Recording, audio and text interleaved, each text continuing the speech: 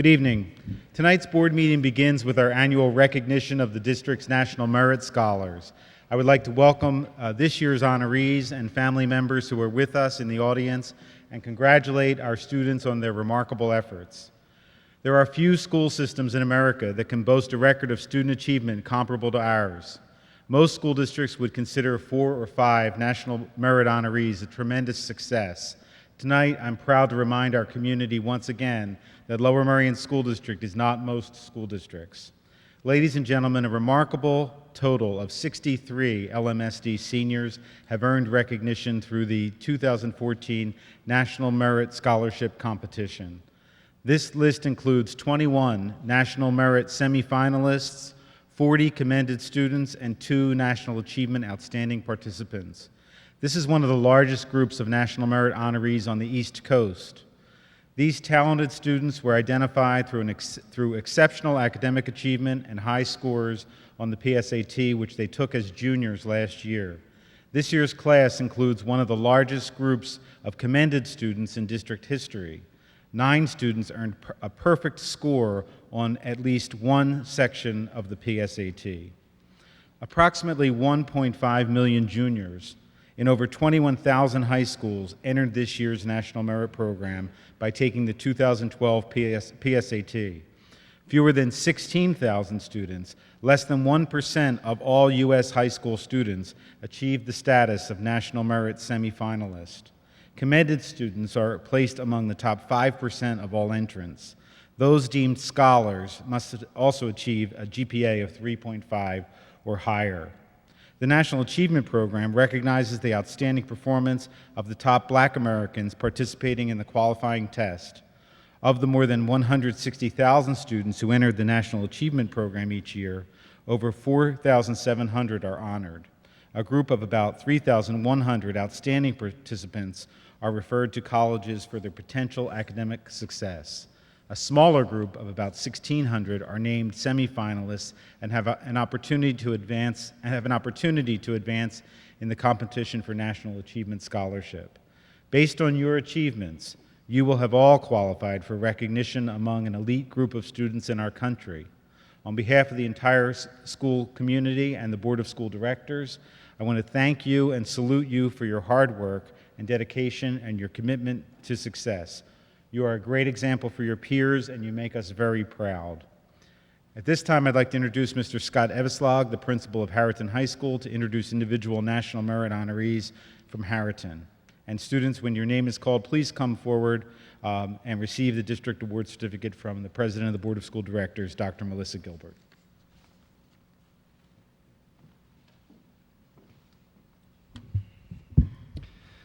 Thank you, Dr. McGinley. Good evening, everyone. Thank you for joining us this evening to celebrate these distinguished students. This is quite a remarkable accomplishment of academic success. I applaud your success and admire your dedication to academic excellence. Students, you should be extremely proud of not only your academic performance, but also your ability to manage your success with such balance in your life. So many of you are involved in such a wide range of positive elements of our school community and beyond. It makes your accomplishments all that more special, and most importantly, speaks to your character.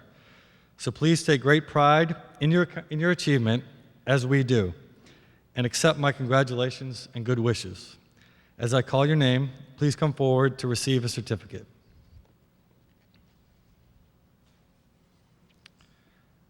Jeffrey Breitling.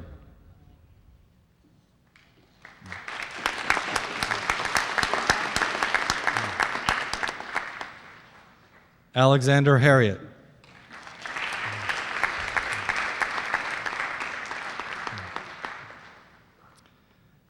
Jason Herman.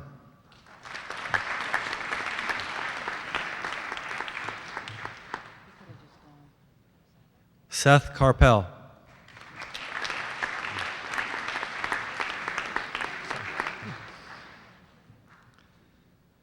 Saranya Karana.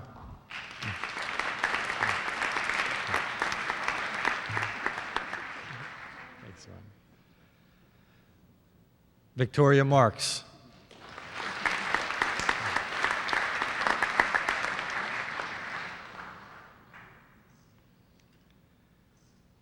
Eleanor Mays.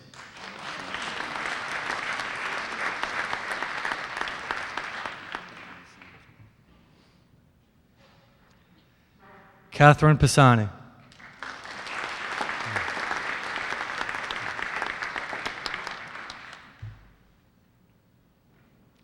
Allison Schwartz.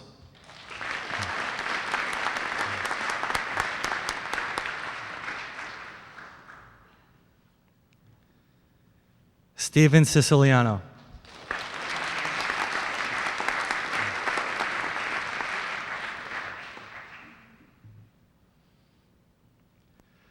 Kyle Swartley.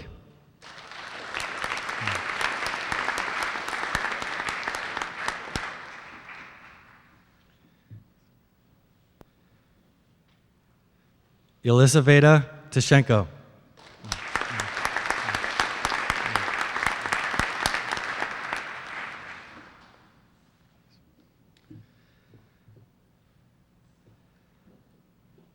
Jonathan Zauberman.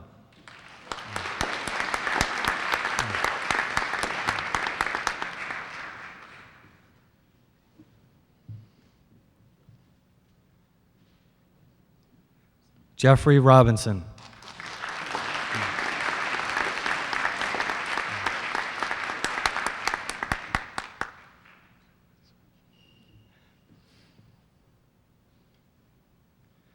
Andrew Frederick.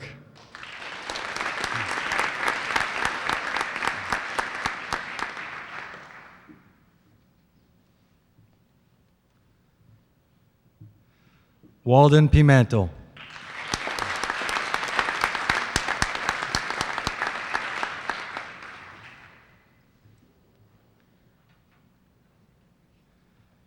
Gideon Haber.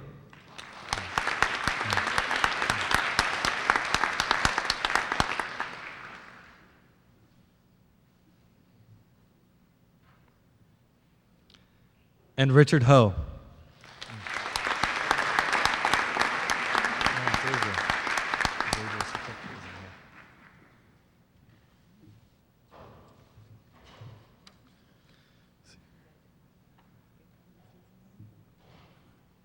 I'll have a certificate for you shortly, Xavier. I apologize, but Xavier Zambrana.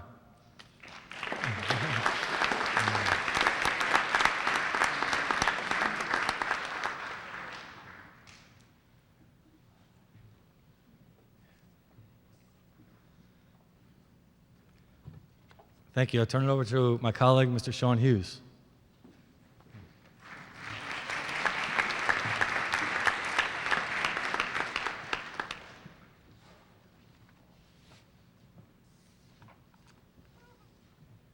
Good job for switching sides. Happy Monday, everybody. As Dr. McGinley and Mr. Evelzog so elegantly commented, this is an excellent achievement, students, in your academic careers, and I'm honored to be here tonight and recognize your accomplishments. But specifically, students, you should be extremely proud of this designation as it shows that you have exceptional academic potentials. I am sure you realize that achievements such as this one are made possible through the supports and efforts of many people, such as, although not the final effort is totally yours, but it would be good character for you to remember your teachers and your coaches, and importantly, your parents in all of this, and thank them, especially when you leave here tonight or when next time you see them. So they take great pride in your achievements and your accomplishments as well, and don't ever forget that. So make sure you do thank them tonight. So again, please accept my congratulations and good wishes. And as I call your name, please come forward to receive your certificate. Ariel Anderer.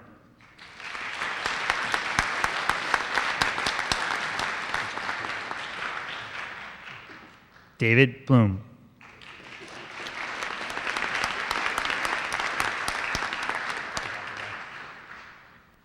William Buckman.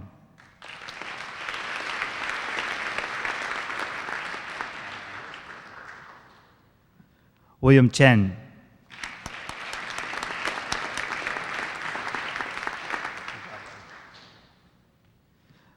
Lillian Eisner.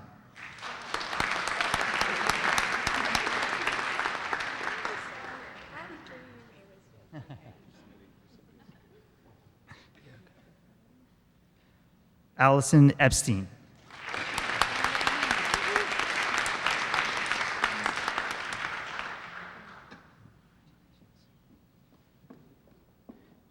Jack Garton.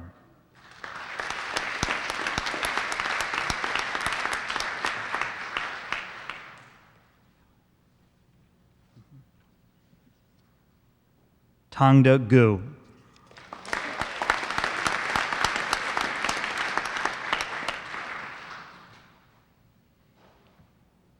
Tanya Halleck.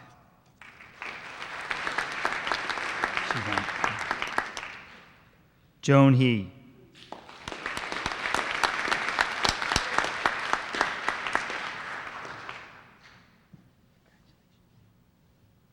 Oliver Henry.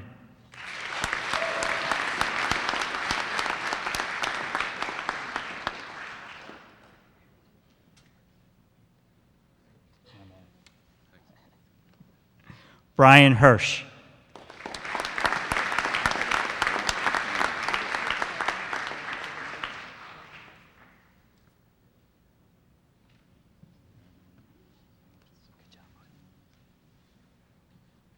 Jacob Kane.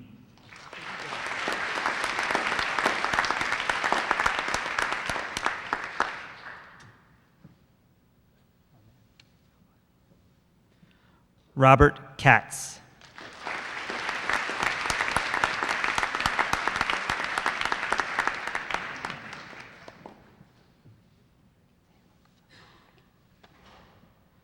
Sarah Kerman.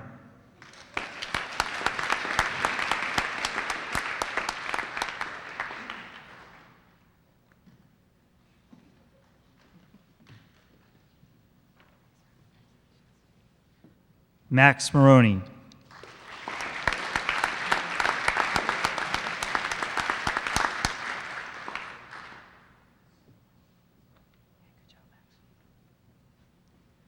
Madeline McFarland.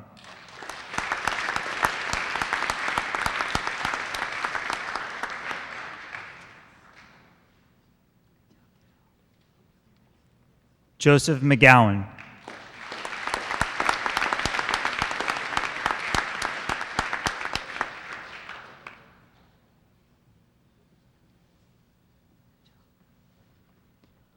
Olumawa Olujungabe.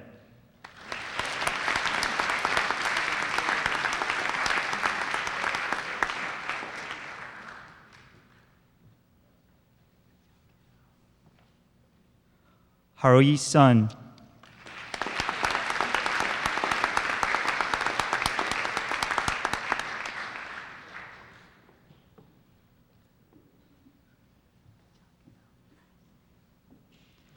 Robert Warshaw.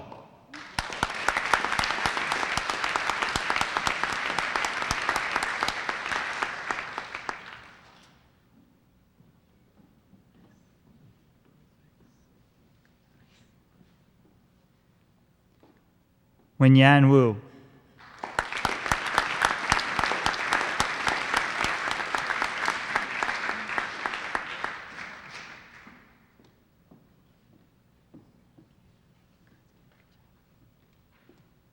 Noah Blodgett.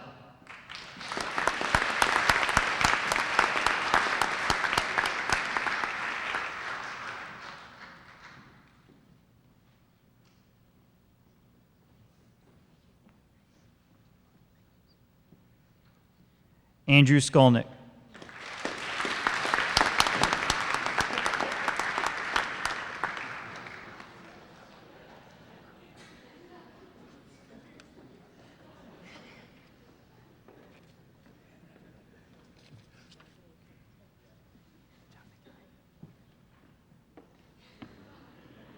Arman Hassan.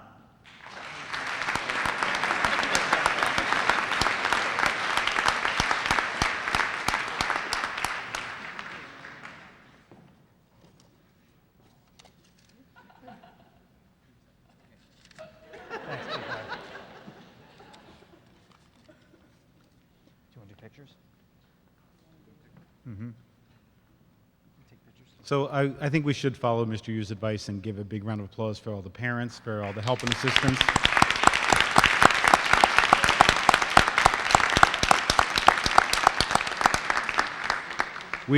All of us look forward to hearing about future success, college admissions, success in college and beyond, and we wish you great health and happiness moving forward in life. And if we don't see you face to face before, we'll see you at graduation, not that far away.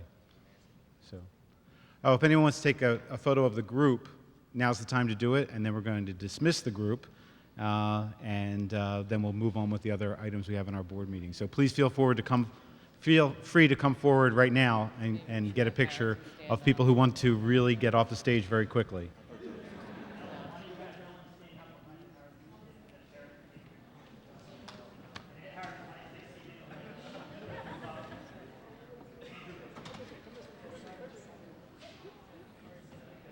Squeeze in.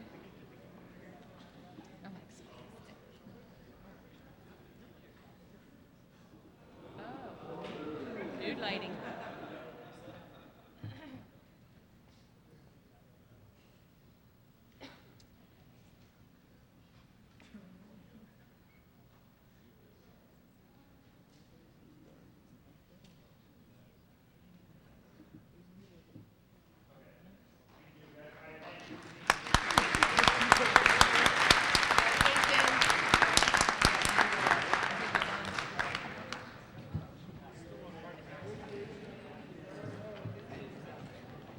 The next part of our agenda is to take, no.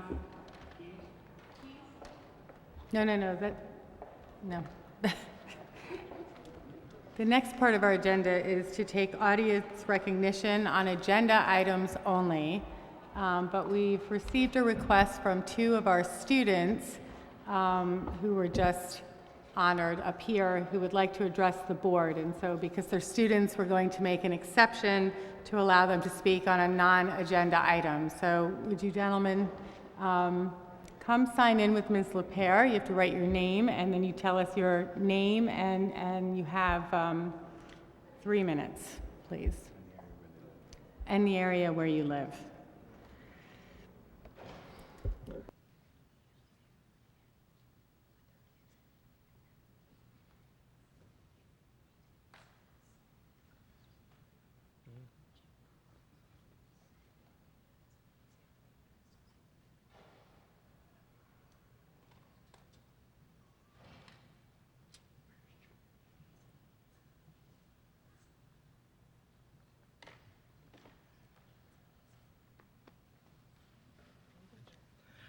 To the board. My name is Billy Buckman. I'm Jack Garton. We're both captains of the Lower Merion football team.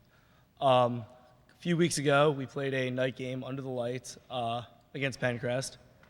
There were over 1,000 students in attendance, and it was probably the highlight of my high school career to date. It was the greatest feeling to run out onto the field with the students cheering at our back, and though we lost the game, I think that it was a positive step forward for the program and for the student body as a whole.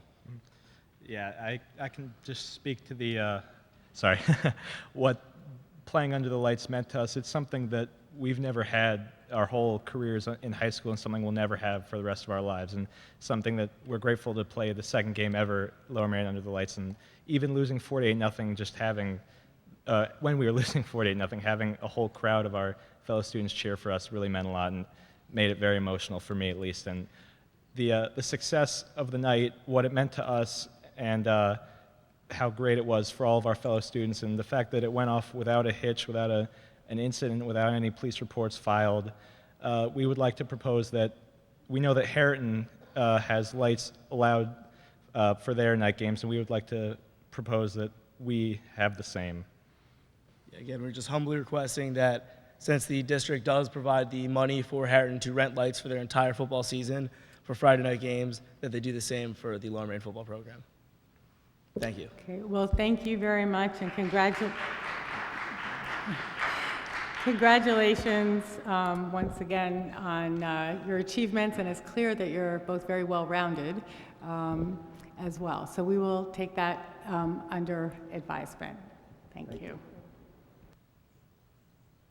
Is there anyone else who would like to come speak on an agenda item? If you would, please come sign in with Ms. LePere. Okay, Seeing that no one would like to speak at this time, I'm going to turn this over to Dr. McGinley. Thank you. Just one announcement before we do our report this evening. Both of our high schools have qualified for a gold level recognition under the LEAD program, which is the Leadership in Energy and Environmental Design. And it was a quest of the Board of School Directors and the school district to make sure that we were being environmentally responsible when we built this high school and Harriton High School, and we're really delighted that they've qualified and they've been recognized by the U.S. Department of Education and other agencies more locally. But we are having a ceremony on October 24th at 1 p.m. at Harriton to celebrate the gold level recognition and to present the LEED certificates to both of the buildings. And we just want to make the public aware of that. There is information that is or will be on our website very shortly, and we are pleased to have made it to the gold level. It took a lot of hard work in the planning stages. During construction, there were additional requirements placed on the school district in terms of recycling materials, and even in the operation of the buildings in the last couple of years, there were a lot of operational issues that we needed to adjust and work on in order to achieve the savings that we wish to achieve in terms of dollars, but also in terms of resources and energy. So we're pleased to have done. Our people in operations have done a great job following through and fine-tuning the buildings so that we are using energy efficiently and managing resources in a way that we never could have with the technology in our older buildings. So it's nice to be able to pause and celebrate that. And the other piece of this is that there is a clear tie to environmental education in our buildings in terms of how our buildings operate. And so it's great for our high school students to see science in action and to see social activism at its finest. And we're pleased to include our students in this event on October 24th. So I'm hoping that some members of the Board of School Directors will be able to join us that afternoon, and members of the public are welcome there as well. And if you're a member of the public, please bring a picture ID, because it's our new standard in security. So I'm going to turn the educational portion over to Dr. Marseille, our assistant superintendent. Oh, you're down here. I was looking for you over there. And he will introduce Mr. Cody, who will be doing the presentation. Dr. Marseille? Thank you. We have a brief presentation to the board regarding our performance profile. February of last school year, I presented to you the Pennsylvania Department of Education's new system in terms of the metrics they're going to use to score schools, for lack of a better term. And last week we received those profiles for each of our buildings, and Mr. Cody, our supervisor of instructional technology and data analysis, will be walking through a brief presentation exactly what those scores look like and what they mean. So without further ado, Mr. Cody. Thank you, Dr. Marseille. Good evening, Board. This evening, I'd like to just present to you the Pennsylvania School Performance Profile for the Lower Merion School District, take a brief snapshot of the PVOS value-added growth for the district, as well as performance diagnostics in PVOS, and show you a few slides in relationship to a cohort analysis looking at grades 3 through 5 over time and grades 5 through 8 over time in both subjects of math and reading. So the Pennsylvania School Performance Profile, which replaced the AYP targets for the district, we know that all schools are in the top 2 tiers of the scoring. One school is over the 100% scoring, 100-point total score. We have 4 schools that are above the 90-point scale, and 3 schools that are in the middle to high 80 score range. Both middle schools will be projected to be in the 90 score range, and I'll explain a little bit more in the presentation as to why the middle schools do not yet have a performance profile score. And there's a quote here that I'd like to reference, and we've seen the example here tonight in terms of our National Merit Scholars and our 2 student athletes who presented, that not everything that counts can be counted, and not everything that can be counted counts. And the reason why we're saying that is we have to report out scores and the importance of those particular scores, but there's much more positive things going on in the Lower Merion School District other than just scores that need to be reported out on the state or by the state. We're very proud of the students that perform each and every day academically in the classroom and are involved in a number of extracurricular activities in the arts and in sports. We truly believe that we create well-rounded students here in the Lower Merion School District. This is a snapshot of the Pennsylvania School Performance landing page. The link that you see at the top, paschoolperformance.org, is the public site in which you can access this school data. When you're accessing this particular site, at the very bottom of the screen in the yellow box, you would need to select a role, whether you're a school administrator, a parent, a teacher, in order to provide feedback to the state throughout this particular portal, and simply click the Get Started icon. On this particular page, you will be able to navigate to a map to select a particular county that you want to look at. This is just not Lower Merion. This shows all the school districts across the Commonwealth. So understanding academic performance score, the Educator Effectiveness System, the Act 82 of 2012, is designed to evaluate our teachers, and this year beginning to look at the evaluation of building level administrators. And the building level data is used to develop a school academic performance, and it comprises 15% of each teacher and principal's evaluation, beginning with the teacher rating in the 2013-14 year and the principals in the 14-15 year. The score for the school is based upon indicators that define high performance, and many elements come together in order to rate our particular school. The first three areas represent 50% of the school performance academic score. Measure number one, indicators of academic achievement, which includes the PSSAs, the Keystone Exam performance, and industry standards of competencies, such as the SAT and ACT college readiness benchmarks. The second indicator is closing the achievement gap for all students. And the third indicator is closing the achievement gap for historically underperforming students. And this group of historically underperforming students are categorized of students that are economically disadvantaged, IEP, and your English language learners. The second category, which represents 40% of the school academic performance indicator, is the PVOS academic growth. This is the measure of school's impact on the year's progress of students from year to year, and we'll be able to take a look at that shortly in some future slides.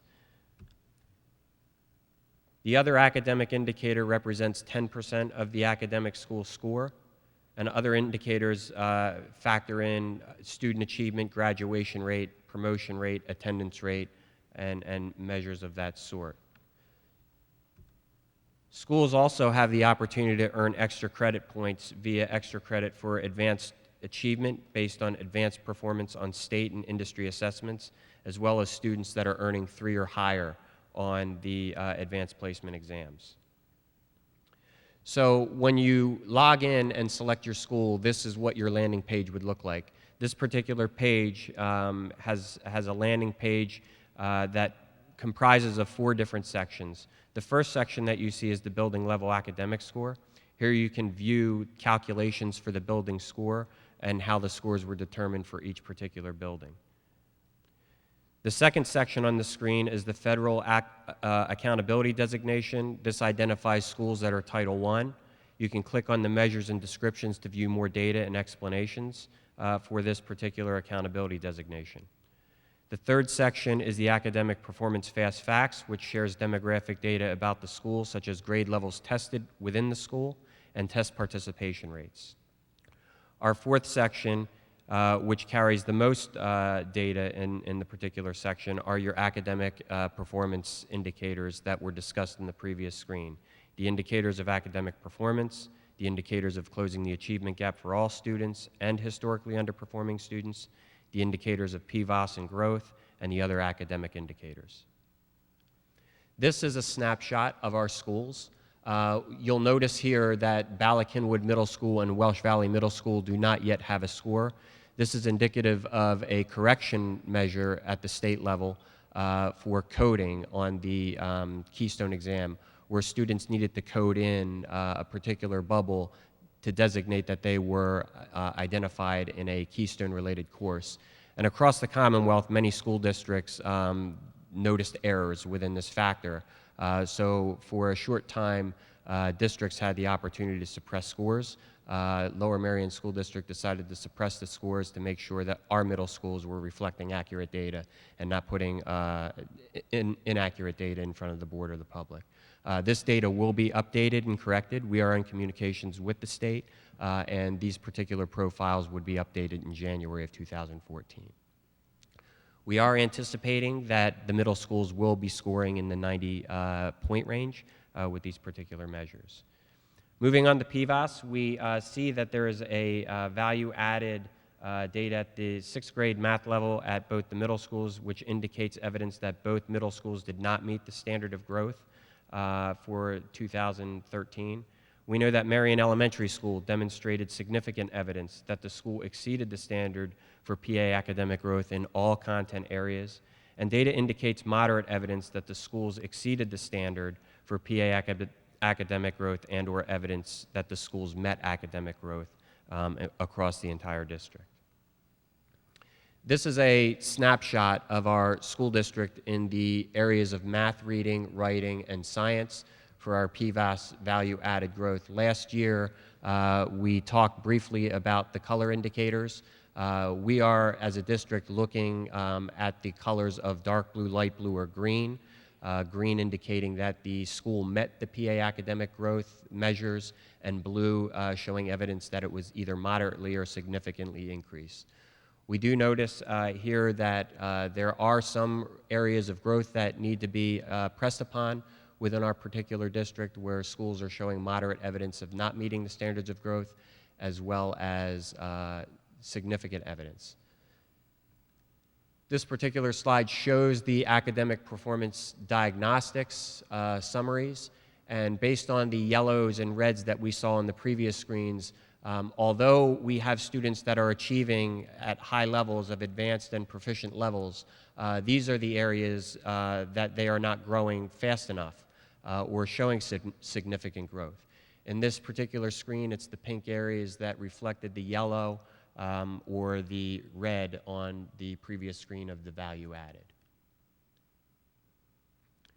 In our cohort analysis, our summary statements show an average of 23% achievement gap in 5th grade math cohort over the last 4 years, and we've narrowed our achievement gap in the areas of reading by to 3% for 5th grade. This cohort achievement gap was at a 56% gap in 2010 when students were in 6th grade. This is a particular screenshot showing that particular achievement gap starting in 5th grade, or 3rd grade, I'm sorry, in 2010-11 among our Caucasian population and our African American population. We've seen to narrow that gap where it was even in 2011-12 while these 3rd graders became 4th graders, and that gap grew again in the 12-13 school year to 13%. So we had a 3% increase from the time students were 3rd graders to 5th graders. Taking a look at the cohort of students in math starting in 5th grade. So in 2009, we look at 5th graders, and in 2012, we look at the same group of students measured through 8th grade. We see that there's a 2% gap, and over the course of these 4 years, there's a 23% average of this particular cohort gap. There are highlights that we're moving to. In reading, we take a look at our cohort population of 12% between our two subgroups identified. That gap shrank by 1% the following year and begins to grow again as we become 5th graders with the same group of students. This is a slide that we are very proud to see starting in 5th grade.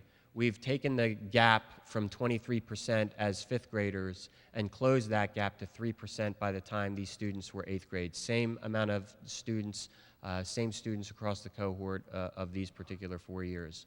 Our Lower Merion School District is represented in the red, and the green below is the state. The question during a curriculum committee of the board was, how are we relative to the state?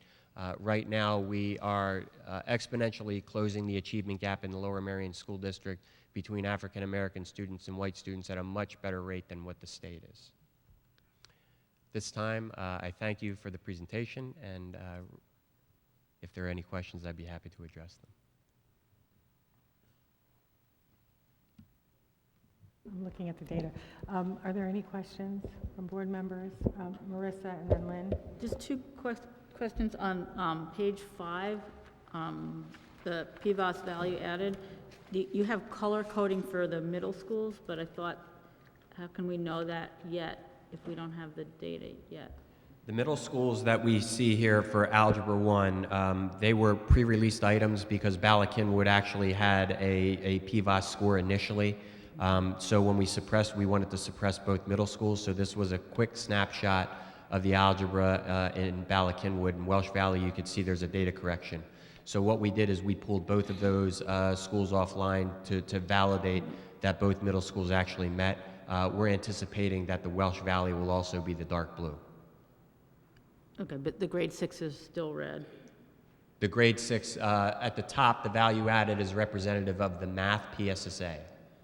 The bottom is relative to the Keystone. So there's two separate measures because we do have students 6th, 7th, and 8th grade taking the Keystone exams, but we also have 6th, 7th, and 8th grade also taking PSSA. Got it. And then So just the top scale, 6th grade, is PSSA only. Got it. Okay. And then just one quick question. So if you have a score of over 100, that means we got some of that extra credit? Is that how you get over 100? That's correct, yes. Thank you. Thank you so much for shedding some light on this information and sharing it with us. I guess I have a couple of questions. The math data for 6th grade, can you refresh my recollection, is that before or after we changed the math program? This would be last year's math data, so performance indicators based on last year's PSSA. So if It's after. It's the current math programs that we have. current math programs that we have right now. And what are we doing as a district to make sure that we don't have, that we're resolving the deficiencies there and at Cynwyd in grade 5? I guess are my first questions. So let me just talk about Cynwyd grade 5 writing. This is a growth indicator. This is not overall writing achievement. So we are and have been concerned with elementary school writing, and we have a number of supports and programs in place. All of those same supports and programs are in place at all of the schools. Some of the schools, did extremely well, Merion, for example. So we are going back. Cynwyd this year rework their schedule for writing because, as it turned out, and I know we spent a lot of time last spring talking about elementary schedules, writing time at Cynwyd was truncated into really small bits throughout the week, and there wasn't a dedicated time, and so they have reworked their schedule, and they've also sent a team of people over to Merion to look at their approach. It's the same materials, it's the same programmatic structure, but it was being implemented differently in the two locations. So there is some direct corrective action being taken at Cynwyd. And to further elaborate on that, like Dr. McGinley was saying, this is actually growth. So when we look at the PVOS indicators in terms of Cynwyd writing, there were 77 students that were projected to be at proficient levels or advanced levels of writing based on previous year testing. And because students did not achieve at that proficient level or scaled score within those particular levels or fell short of that, that has a negative growth pattern. Still achieving very well and very high, but just not meeting the expected level of growth in a year for that matter. Thank you for explaining that about Cynwyd and the writing program. What are we doing though about the 6th grade math scores and math performance to improve that? We've, as a K through 12 team, we've had conversations that that gap didn't occur at that grade level, and that there was some sequencing that needs to be done in terms of where that happening. We've had 2 meetings this year with our K through 12 team looking at that 4th, 5th grade, 6th grade gap where it seems to be the largest, and trying to put in really meaningful interventions specifically, because what you're seeing here is a big snapshot.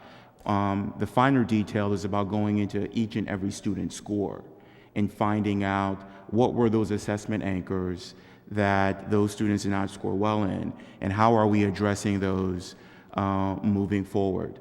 Very similar to what Mr. Cody said earlier, that there were a number of students that were projected to score much higher than they did.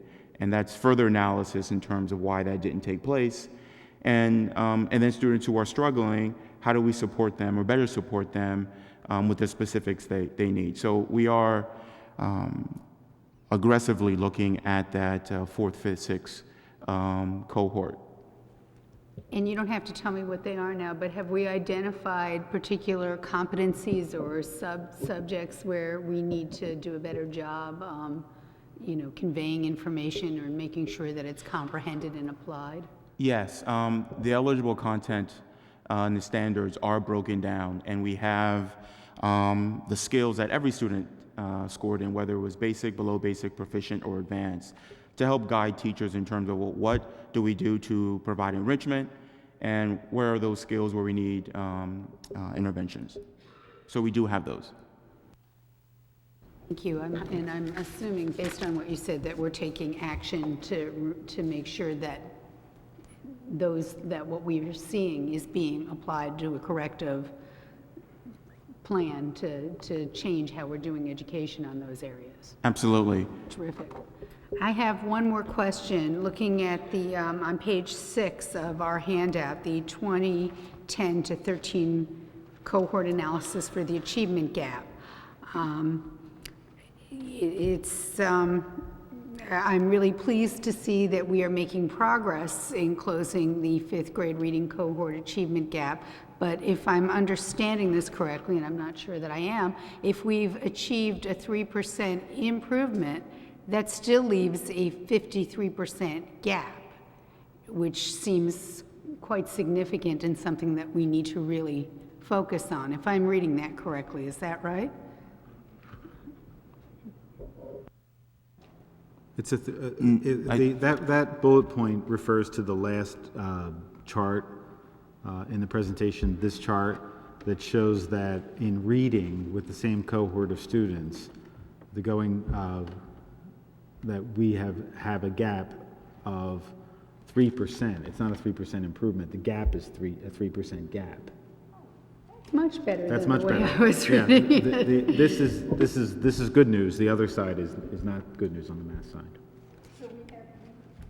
So the actual analysis says that we've gone from a gap of 56% to a gap of 3%, closing the gap by 53%. No, I think the highest that the gap was for this group is it 36? Was it 36? 36%. So what this slide should say is that in 2010-11 we had a performance of this particular cohort at 56% proficiency, and in 2012-13 we had a proficiency percentage of 94%. So my mistake on the misinterpretation of that slide. That's much clearer. I didn't understand that at all from my the bullet apologies. point. No, thank you for clarifying that. Thank you. Okay, thank you, Mr. Cody, for the presentation. I think Dr. Marseille answered part of my question, but I wanted to actually follow up in terms of projected growth. How are we communicating? I know we're having conversations with teachers in terms of meaningful interventions and the kinds of things that can be done based on the data. What's our plan for communicating that information to parents and guardians? That's a great question. Something that I don't have an answer for right now because I'm not communicating that. directly with parents. But what I am doing is having conversations with teachers and achievement teams and showing specifically, and if we focus on this slide of our academic performance, where we see much of our lack of growth or not strong enough growth is with students in the proficient and advanced categories. So my summaries to the teachers and administrators in the building is take a very good hard look at students in these particular categories, because we often see at times, although students are performing at a proficient or advanced level overall and performing well, we do see anchors or reporting categories where there needs to be work. Students that are achieving at basic or below basic in specific categories. We see that in 8th grade, we see that in 11th grade, and if we back map, we can see that they still had those deficiencies in early elementary school. So we're starting very early now, being very critical of that analysis, and asking teachers to be able to share these types of reports with parents. So I am encouraging that with students or teachers. And teachers are asking the questions now, who's sharing this with parents and how are we sharing it with parents? I think that's a communication at the building level through achievement teams that they get that message out. Dr. Van Lynch, if I can jump in on that question. I think one of the relatively new data conversation around PVOS growth, I think that with Mr. Cody's arrival, we've been a lot more intentful in terms of providing professional development for teachers in understanding the data, and then coming up with a common language in how to articulate and report that out. So the next steps is exactly your question. How do we begin that dialogue with parents, and how do teachers communicate that? So that is a process that our data teams are working to better develop. I just want to say thank you for the report, and Dr. Van Lynch, that was one of the things that I was going to ask, but I also, in your coming together with your team and what can be done to improve, even with the parents, don't forget the children. They could probably tell you some of the things that they're having challenges with, and sometimes we get so academic that we're pulling the team together, and we're not seeing the trees in the forest. So don't forget our children. Great point. Great point. I think it's very important that teachers communicate results with students through teacher-student conferences on their reports as well. Point well made. Thank you. And that actually relates to my question. There's a lot here. So we see this graph. I'm looking at the top set of measurements on page 5, and you could say this about almost any page. There's a lot of information there that's not stated. So we talked about Kinwood a couple minutes ago, and it's not that Kinwood is necessarily underachieving, it's just that it lacked sufficient growth. It lacked growth relative to the projected growth. There's so much in that you haven't talked about tonight. My first question is, do we buy into the whole set of measurements that are that are handed down to us by the state? Do we agree that these are good measures, that they're fair, they're valid? Do you have any thoughts on that? I know we're required to follow this and report, right, but do we think that they're good measures or not? We think that the writing assessment is actually a decent writing assessment, and so we're disappointed that the one school's growth is not what it should be, but we don't really challenge what's tested. In terms of the PVOS reading and math tests, because the design of the test is inconsistent in terms of emphasis, meaning one year there might be 3 items for a particular set of skills, and the next year there might be 1 or 5, it's hard sometimes to kind of hit a moving target. And so it's not, it's much harder to plan curricular issues around the PSSA results, which is why we do other assessments embedded in our program and other independent assessments so we can get a more consistent picture of the program. But if you just stay on that slide, in the Kinwood example, the writing example, it shows that our schools did well with writing if you look at their overall scores. Kinwood's growth was not what it should be. It's the outlier among the other elementary schools. And so we need to work with Kinwood about the implementation side of that work, the instructional practice side of that work. In the other example, where we have both of our middle schools not growing the group adequately in 6th grade, that's clearly a program issue. It's not necessarily only a 6th grade program issue, as Dr. Marseille said. It's a 3, 4, 5, 6th grade issue. And we've got to be more clear about the body of work that's tested in 6th grade so that we're moving kids up. So, if it was one of the 2, we'd be having a different conversation. One of the 6, we're having a different conversation. But when you get two red bars on that chart, that really makes us go, uh-oh, and go back and look at the scope and sequence of the program leading up to 6th grade. But in terms of the overall thing about PVAS, we would have better results on the PVAS exams and other assessments if we had more instructional time in elementary school and only had the PVAS every few years rather than every single year, because it takes a month of instruction out of the calendar. So do I buy into that? No, I don't buy into that at all. I think it's a huge waste of time and resources, and that we would do better in grades 4 and 5 having a full month of instruction. Why do you lose an entire month? What's that? Why do you lose? Just in terms of the organization, in terms of the impact on the month with doing the planning for the testing, the implementation of the testing over a series of days, the testing for kids that are absent and miss parts of it, and then sending the results back, it eats up nearly a month. And there's usually also spring break in that time period. So it could be 3 weeks would be a more fair assessment of what we're actually doing, but it just changes the nature. And originally it was 3, 5, 8, and 11 because that met the federal requirements. Then it became 3, 4, 5, 6, 7, 8, and 11. And we could certainly plan our instruction thoroughly and well, given the assessments that are embedded in our programs, the other periodic assessments that we choose to use as a district, that we see as more consistent than the PSSA, less intrusive than the PSSA, if we did not have that test every single year. So if we didn't have it in 6 and 7, and we didn't have it in 4, and we just had 5, 8, and 11, we'd be better off instructionally. Okay.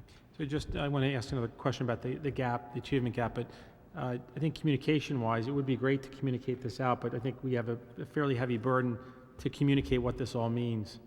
When you're getting in touch with a parent at a meeting, a teacher-parent meeting, a letter, there's just a lot here to explain.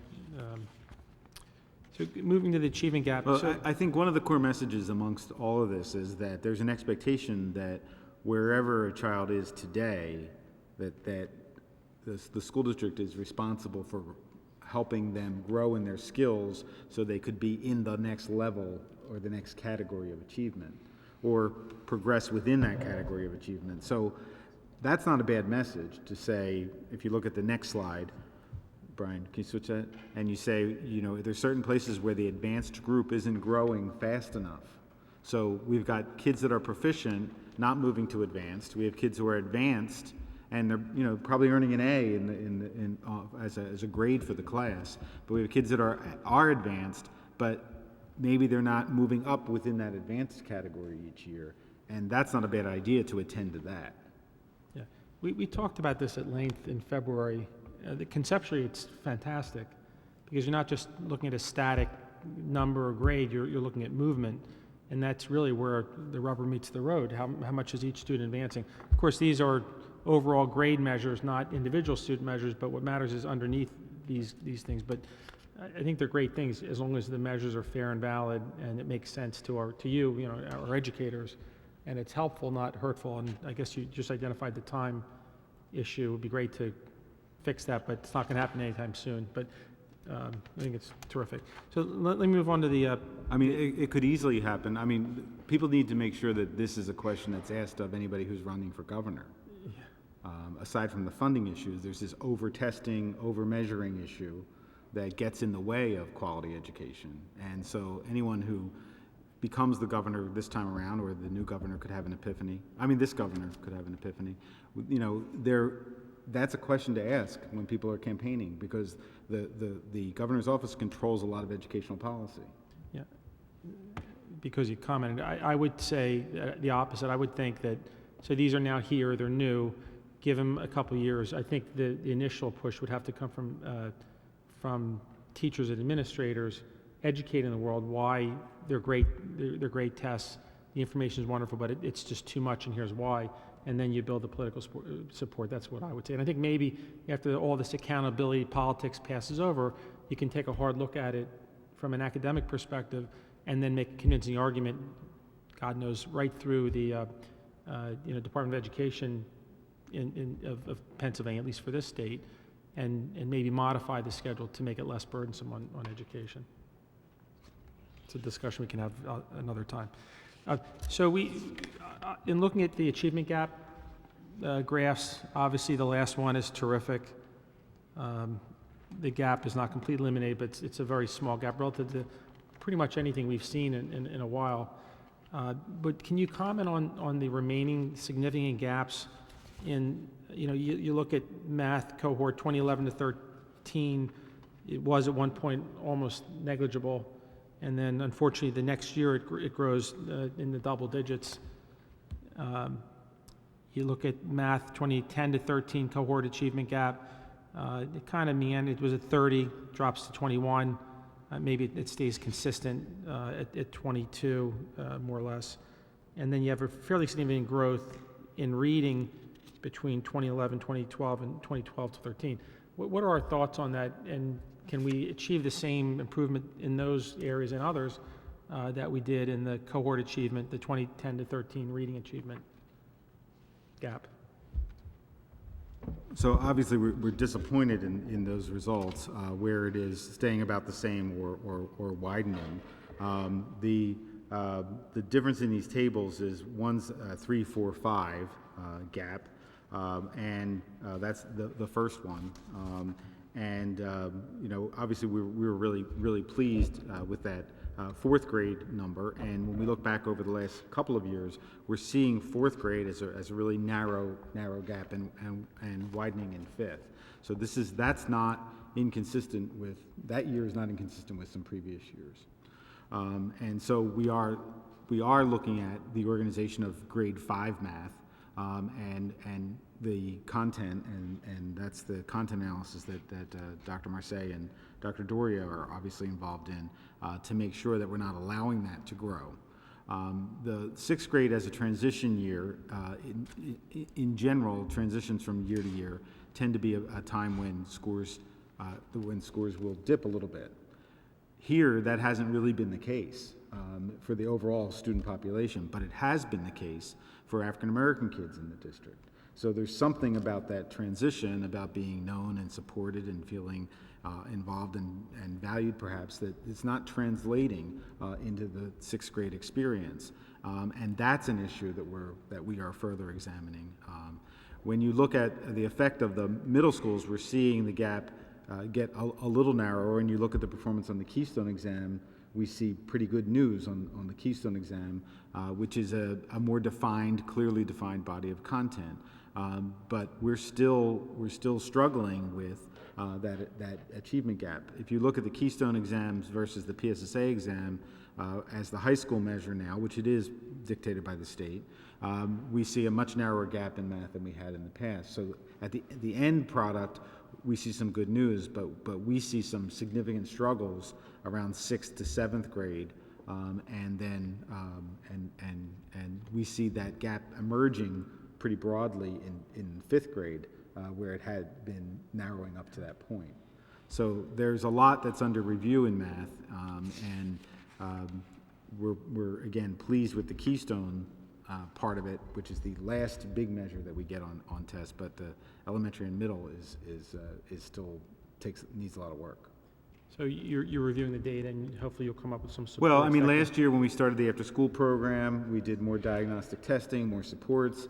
So we're trying it from that measure, and we'll see how that goes. We start that again this Tuesday, actually tomorrow, for this year. But we are adding levels of support to try to narrow that gap. That's not just for African American kids, obviously, it's for kids that are that are not performing at a proficient or advanced level who are invited to participate in that.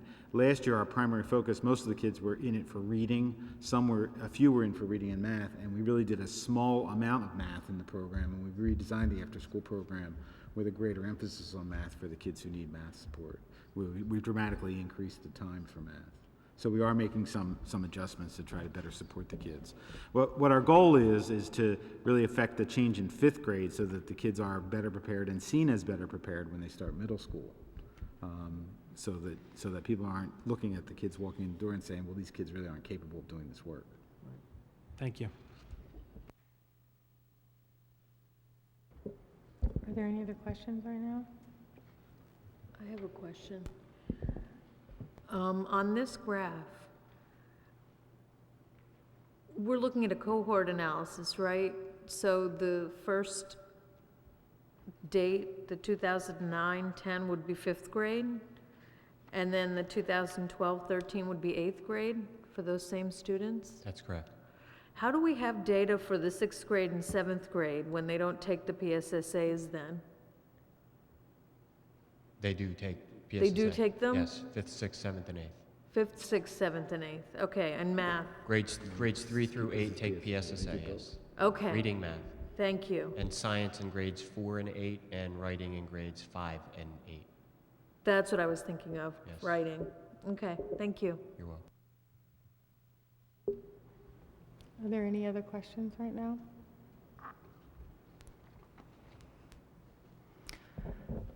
Okay, thank you very much for the presentation. We appreciate it. We had we had a meeting on, I believe it was Friday, correct? Was the policy committee meeting? In which we were discussing how the agendas are set up and talking about the differences between the business meetings and the education meetings. And the business meetings have a set agenda due to policy, and the education meetings are like other committee meetings, such as policy, where it's at the chair's discretion around audience recognition. And so we had a discussion, which I wasn't able to tell you about yet, Ms. Lopero, so I apologize, but what we had decided was that we would, in fact, add audience recognition at the end of these meetings as well, because it's been confusing for people to go back and forth. It's not clear. So although it's not on this current agenda, it will be on future agendas, and I would like to invite anyone who would like to comment to please come up and sign in with Ms. Lepere if they would like to do so at this time.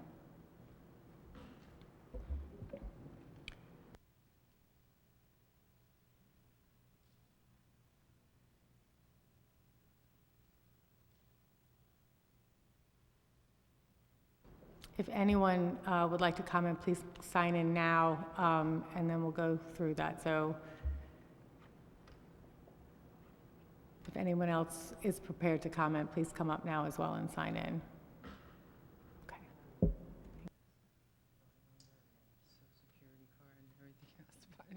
I think you're familiar with this. Please state your name and place of residence, and you have 3 minutes. Okay. Crystal Thanks. Blunt, Ardmore. And I just have a question. You mentioned the after-school programs, and I just wanted to know if there's data for those after-school programs and if they're disaggregated across groups for students with IEPs, African-American students, LS students, AS students, and all that, and if you're going to present it to... And we actually did at the curriculum committee meeting, and I know you and I had this conversation as well. So we will bring that data back to because an the evening curriculum meeting. meetings are in the morning. In the where daytime, I most understand. people We do work. have the data. It is disaggregated by groups, and we'll add that to a future education committee agenda, so that we're giving a report out in the evening. Or have those curriculum meetings in the evening sometimes. We'll add it to the agenda. Okay, that's my 3 minutes. Thank you. And we'll make sure that we remind you that, since you've asked now a couple times about it, so we'll make sure we tell you when it's on the agenda. All right, thank you very much. Okay, well, I guess with that, we're adjourned. Thank you, everybody.